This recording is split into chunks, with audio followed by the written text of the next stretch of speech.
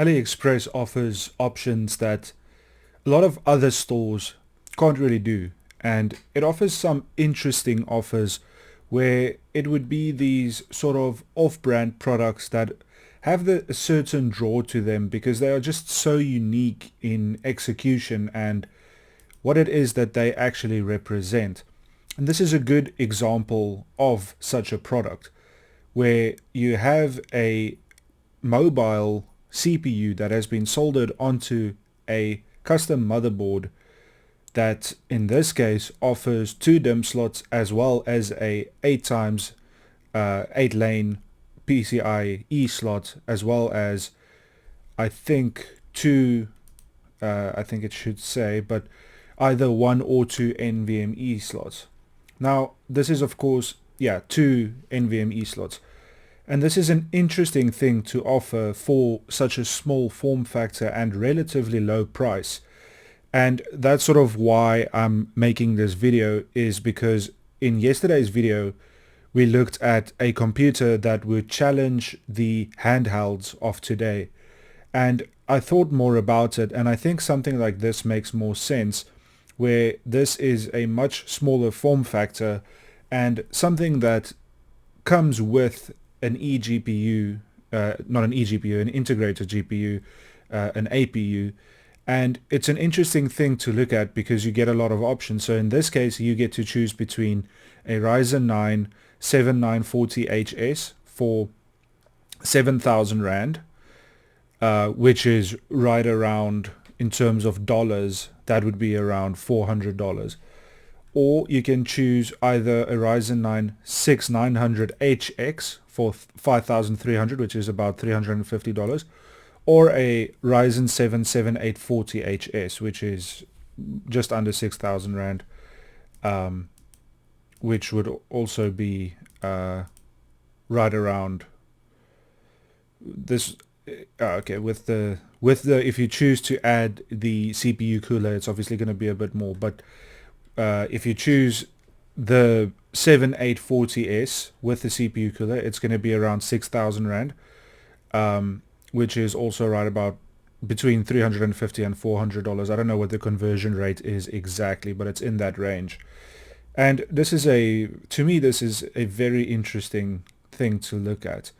So let's take a look at the CPUs that it actually offers. They are all 8-core CPUs, 16-thread CPUs, of course, one generation apart. But what makes this an interesting thing is they all come with integrated graphics, either the 680M, 780M, or 780M. And of course, they all support DDR5. So it's a very interesting thing to look at, but you have to realize that when you buy something like this, you will be losing a lot of support, and in this case the I/O is not the best. No USB-Cs, no USB 4s, and only 2 USB 3s. So you are giving up a bit in that sense. But for what this represents, it's still an interesting thing to look at. So for this example, I'll choose probably the more expensive one, the 7,000 Rand one, which is right around $400. But you do get a 7940HS, which is the mobile Ryzen 9 chip. So your performance is going to be great. It's going to be not too far off a Ryzen 7 chip from 7th gen desktop. So it's really not going to be bad. Now, what this motherboard offers is one 8 times PCI 4 slot. So I've chosen to go with the Yeston 4060 8GB and TI 8GB, and this of course is a 8 lane card, which I think is why it would be a good addition to this system. And the performance you're going to get with this will be fantastic. But what makes this whole thing sort of interesting is that even if you don't have the budget for a graphics card right away, you can still build this computer and just not add the card, until you can save up to add a card. Or of course you can add another card. Now you don't have to add a limited lane card. You know, you can still go with the full 16 lane cards. You will just lose a small percentage of FPS, and it is not as big as most people think. If you compare this to the desktop version, which is the full 16, let's say the not the 4060, because that is a 8 lane card, but if you put a 3070, for instance, you would only lose about 4 to 5 to 6 FPS. It's not going to be as much as most people will think. So if this were me building this system, I would go with a card like this, maybe the base 4060, depending on price. But I think for a little media PC, or for a little PC that you can carry around with you, this card would be more than enough, and you will get high frame rates at 2K for high refresh rate gaming. So definitely a good choice. Right now we are at 7,000 plus 8,000 Rand, so we are at 15,000 Rand. So not a cheap PC, but definitely one that will offer a lot of performance for the price you are paying.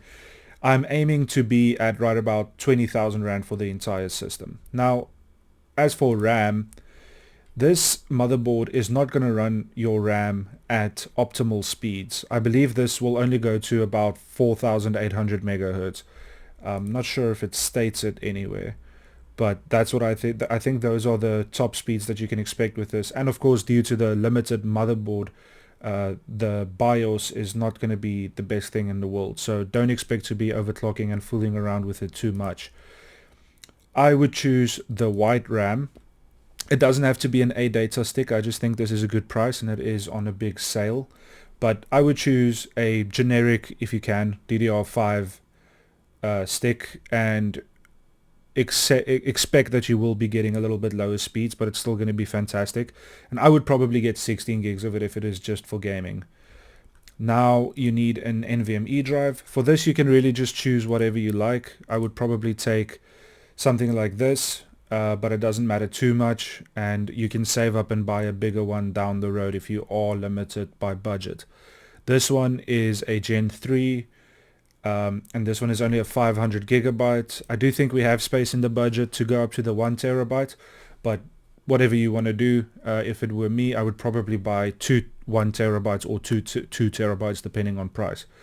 But for this, there's a lot of options, but make sure that you at least recognize the name brand, because you don't want to get screwed on speeds for something like this, because it's vital for gaming now. We need to then look at power supplies, and this is the one thing with AliExpress that I'm a little bit worried about. If I were building this, I probably would not buy a power supply from AliExpress. Now, I don't know too much about it, but I'm just saying, if it were my computer, I probably wouldn't buy one. But if I had to buy one, I would stick with the aesthetic, which is white and black so far, but mostly white. And I would just get something like this. But I cannot tell you to get this, because I don't know what it's rated at. And I'm pretty sure it is not going to be the best piece of equipment. But I don't know. It could be fantastic. I very much doubt it. But yeah, in terms of output at 850 watts, this will be fine, and it is modular. But as I said, I would not get this if it were my computer. Now, all of this needs to go into a case, and I think this is a fantastic looking case, and it has different options, but I would get something like this, where it has a little screen at the front. This is the top spec one, where it has the front ventilation. I think this case looks insane. I think it looks really cool.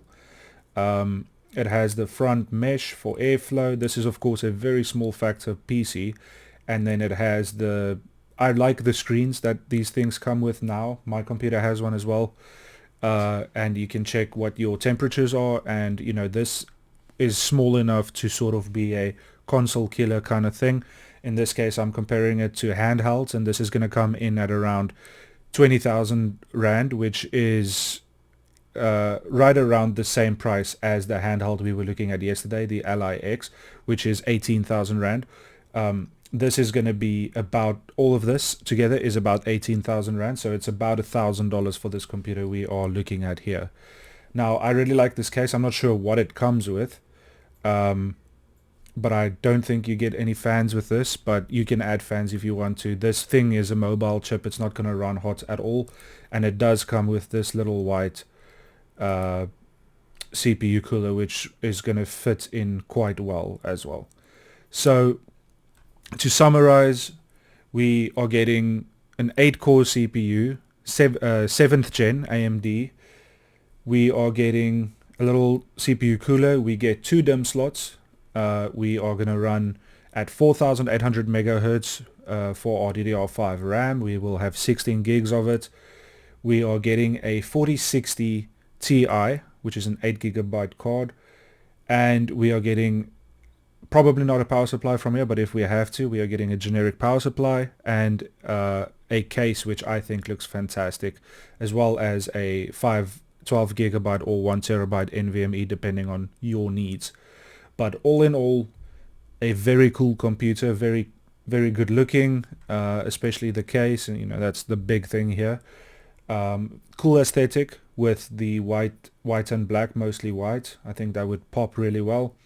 And overall, just a really cool computer. Now, I've not personally bought anything from AliExpress, so I can't tell you to, but if I were buying from AliExpress, this is what I would build.